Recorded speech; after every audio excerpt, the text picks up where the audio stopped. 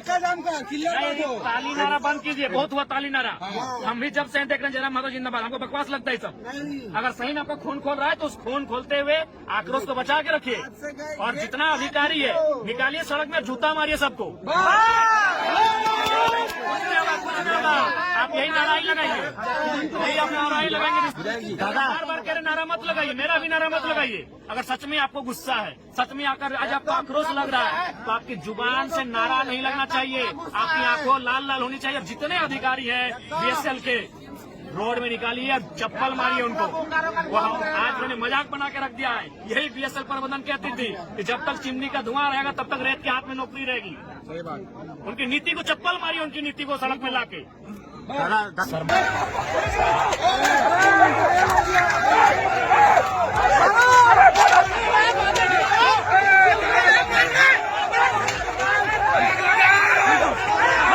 है सर पर ऐसे मारा गया है जैसे वो कोई अप्रेंटिस का अभ्यर्थी नहीं, कोई आतंकवादी हो। ये बहुत ही शर्मनाक है, हैवानियत की हद को इन्होंने पार कर दिया है। हम तो शुरू से गालियो, आज 52 को समूह बन के हम विस्थापन, 56 को समूह बन के हैं। आज आवश्यकता हो हमें की कर, हम तो घटना है उससे पहले तो चेताए रह लियो, सड़क से लेकर सदन तक हम चेताए रह लियो। हम तो शुरू से कह रहे एक भाई विस्थापन एक कर। आज बिल्कुल बोकारो का है, झारखंड बंद कर, जो तो झारखंड बंद कर, जेल के साथ में खड़ा हो। आज ये हैवानियत की हद को भी पार कर दिया है।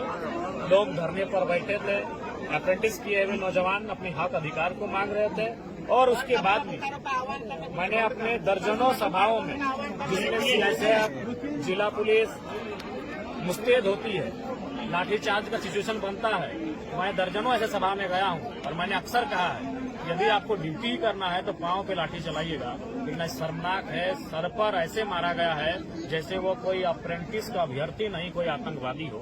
ये बहुत ही शर्मनाक है, हैवानियत की हद को इन्होंने पार कर दिया है। और हम लोग अपने बाप दादा से सुनते थे, लोगों से सुनते थे विस्थापित क्षेत्रों में, विस्थापन यानी साइलेंट किलिंग, लेकिन यह साइलेंट नहीं, ये तो ओपन किलिंग हो रहा है विस्थापन के नाम पर। ये ओपन किलिंग है। शायद इतिहास में, झारखंड के इतिहास में ऐसे बहुत कम अवसर आए होंगे जहां विस्थापितों को ऐसे जान से लाठी मार मार के जान से मार दिया जाते। बस वो धरने पर बैठा था, वार्ता होती, प्रबंधन को वार्ता करना चाहिए था।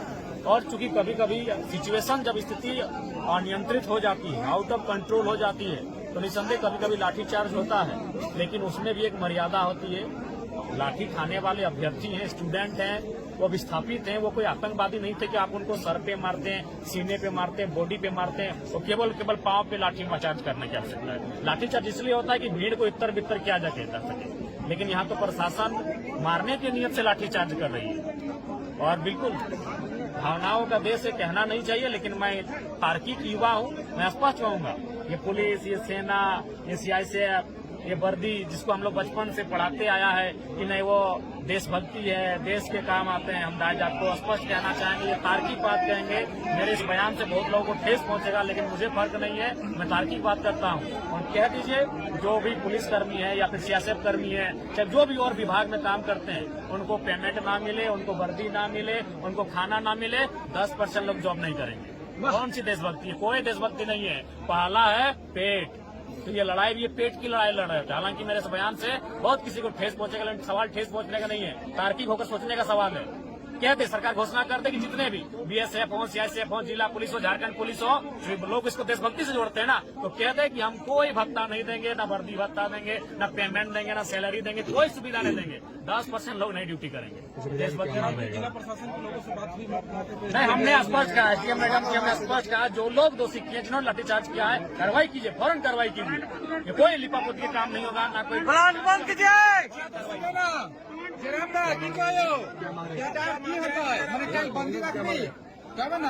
आप हमें की करबो, हमें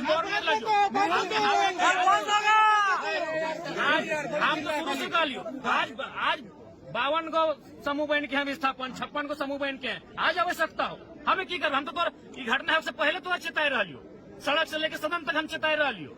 हम तो शुरू से कह रहे एक भाई विस्थापन एक कर। आज बिल्कुल बोकारो का है, झारखंड बंद कर, जो तो झारखंड बंद कर, जेल के हम साथ में खड़ा हो। आज से होगा क्या मांग रहे थे? चक्का जाम कर ताली नारा बंद कीजिए, बहुत हुआ ताली नारा। हम भी जब से देख रहे हैं जयराम माधव जिंदाबाद, हमको बकवास लगता है सब। अगर सही में आपका खून खोल रहा है तो उस खून खोलते हुए आक्रोश को बचा के रखिए, और जितना अधिकारी है निकालिए सड़क में, जूता मारिए सबको। आप यही नारा ही लगाइए, यही आप नारा ही लगाएंगे। दादा बार बार कह रहे नारा मत लगाइए, मेरा भी नारा मत लगाइए। अगर सच में आपको गुस्सा है, सच में आकर आज आपको आक्रोश लग रहा है, तो आपकी जुबान से नारा नहीं लगना चाहिए, आपकी आंखों लाल लाल होनी चाहिए। जितने अधिकारी हैं बीएसएल के, रोड में निकालिए, चप्पल मारिए उनको। वो आज उन्होंने मजाक बना के रख दिया है। यही बीएसएल प्रबंधन कहती थी कि जब तक चिमनी का धुआं रहेगा तब तक रेत के हाथ में नौकरी रहेगी। उनकी नीति को चप्पल मारिए, उनकी नीति को सड़क में लाके। दादा सीएसएफ के द्वारा मारा गया है कि जिला प्रशासन के द्वारा? देखिए वो हमें जानकारी, हम तो अभी आए हैं, हम रांची से फौरन आए हैं। ये लोग कह रहे हैं सीएसएफ के माध्यम से मारा गया है। किसी ने मारा, सीएसएफ मारे चाहे जिला पुलिस मारे, आप किसी को ऐसा नहीं मार सकते हैं। उन पर सीधा कार्रवाई हो, उन्हें बर्खास्त करे, उसको उन तमाम। दादा देखिए हम जांच चाह रहे हैं। रांची में आज हमारी पुस्तकालय समिति, उपभोक्ता समिति की बैठक थी। हम रांची से वहाँ सुने और सीधे वहाँ से नहीं आ रहे हैं। दादा क्योंकि जो है ना, ये लोग आंदोलन जो कर रहे थे, वो लोग जिला प्रशासन को लिखित सूचना भी दिए हुए थे, तो जिला प्रशासन का वहाँ ना रहना, मौजूदगी ना रहना और सीएसएफ के द्वारा मार करके मरा देना, इसमें आप क्या कहना चाहेंगे? बिल्कुल, इसमें सबकी लिपापोती है। विस्थापन की जान आज सस्ती हो गई है। यहाँ लोग लाखों लाखों एकड़ जमीन को माफियाओं ने, भूमाफियाओं ने कब्जा करके बेच दिया। इनका हैसियत नहीं हुआ, तब ना इनका डंडा चला, ना इनका शासन का जोर दिखा, ना प्रशासन का जोर दिखा। लेकिन आज अप्रेंटिस किए हुए छात्र, जबकि प्रबंधन का वादा था कि अप्रेंटिस करने के बाद उनको यहाँ लगाया जाएगा, उनको यहाँ नियोजन दिया जाएगा, नौकरी में रखा जाएगा। तो ये गांधी का देश है, गांधी के देश में वो धरना के माध्यम से अपनी मांग को मांग रहे थे। इसलिए मैं आज लोकतंत्र के चौथे स्तंभ के माध्यम से, तमाम मीडिया बंधुओं के माध्यम से यह मांग करता हूँ कि जिन्होंने लाठीचार्ज किया है उनको सबसे पहले सस्पेंड किया जाए, और जो भी अप्रेंटिस भाई, छात्र, अभ्यर्थी धरने पर बैठे हैं उनको विधिवत रूप से बहाल किया जाए।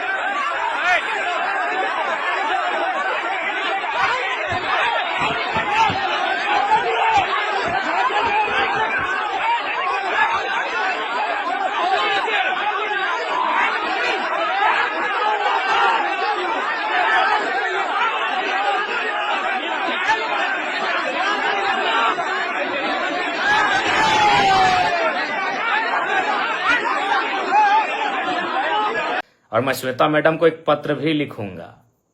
मैं कानूनी कार्रवाई के लिए तो एसपी महोदय को लिखूंगा ही उनके समर्थकों पर, लेकिन श्वेता मैडम को भी लिखूंगा कि श्वेता मैडम, अगर ढूलू महतो कल पहुंच जाए माननीय सांसद, तो क्या आपके समर्थक उनका बोर्ड उखाड़ेंगे?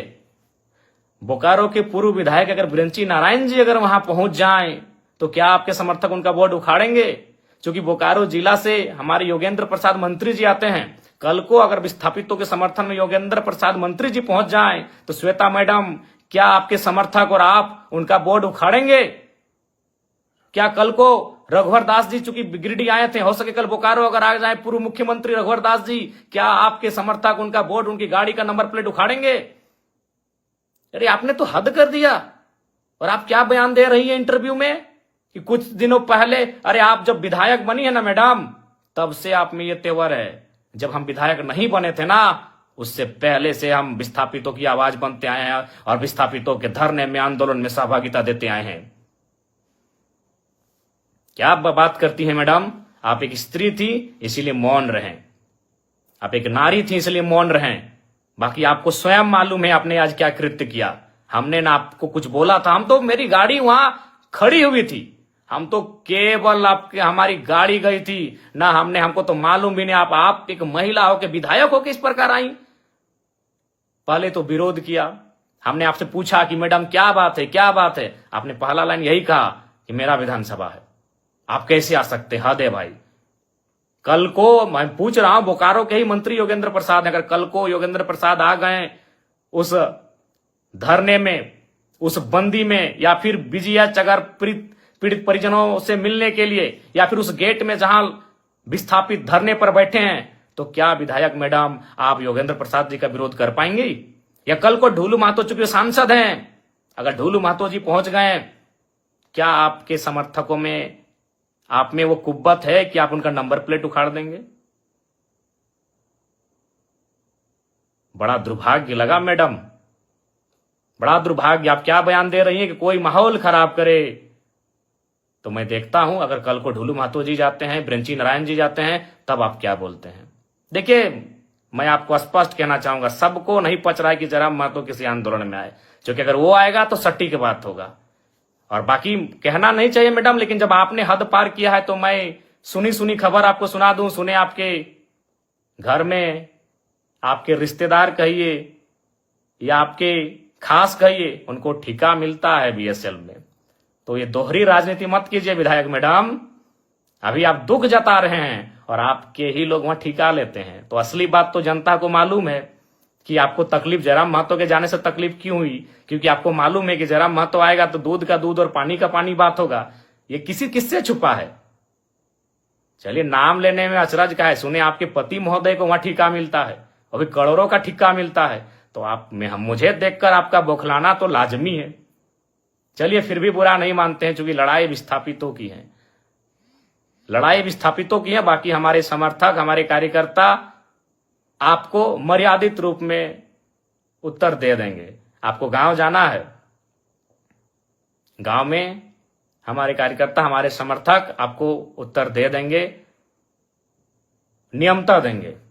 लेकिन आपका ये जो बयान, ये भर्सन कि बोकारो मेरा है, बोकारो विधानसभा मेरा है, वही तो हम देख रहे हैं। अगर कल योगेंद्र प्रसाद, चूंकि तो गोमिया के विधायक हैं, आपके हिसाब से गोमिया के विधायक हैं, अगर वो कल चले जाते हैं माननीय योगेंद्र प्रसाद, तब किताब के समर्थक उनका बोर्ड तोड़ते हैं कि नहीं तोड़ते, यह भी हम देखेंगे। डोलू महतो जी अगर चले जाते हैं तो आपके समर्थक उनका बोर्ड तोड़ते हैं कि नहीं तोड़ते हैं, हम ये भी देखेंगे। और अगर ब्रंची नारायण पूर्व विधायक बोकारो अगर जाते हैं कल विस्थापितों से मिलने या धरना स्थल पर, तो आपके समर्थक उनका बोर्ड तोड़ते हैं कि नहीं तोड़ते हैं, यह भी हम देखेंगे। ये दुर्भाग्यपूर्ण है, आपकी संकीर्ण सोच को आश्चर्य लग रहा है कि आप इतना संकीर्ण आपकी सोच कैसे हो गई आज। खैर, सोच आपकी संकीर्ण कैसे हुई, और हमको बिल्कुल स्पष्ट कहेंगे, झारखंड वासियों, विस्थापितों, विधायक मैडम के साथ जितने लोग पीछे खड़े थे, आप करीब से उनको चेक कर लीजिए, वो झारखंडी नहीं थे। विधायक मैडम के पीछे जितने लोग थे, जो बोर्ड हमारी गाड़ी का, चूंकि हम पीछे आ गए, हमारे समर्थक भी हमें घेर लिए थे, हमारे समर्थक नहीं, जो विस्थापित लोग थे धरने की, दादा आप मत जाइए उधर, उसी बीच उन्होंने हमारी गाड़ी को तोड़ फोड़ करना शुरू किया। और हमने पहले ही कह दिया था कि उनको जो करना है करे, वो नारी हैं, हम कुछ नहीं बोलेंगे। बल्कि हमने आपको प्यार से बुलाया कि मैडम बात क्या है, क्यों यह व्यवहार आप कर रही हैं। ये बहुत ही दुर्भाग्य की बात है, आपका जो ये व्यवहार रहा, ये बहुत ही दुर्भाग्य की बात है। लेकिन फिर भी हम उस पर चर्चा नहीं करेंगे, क्योंकि यहां सवाल विस्थापितों के साथ न्याय का है। बाकी आपको हम एक पत्र लिख रहे हैं, उस पत्र का आशा करते हैं आप उत्तर देंगे।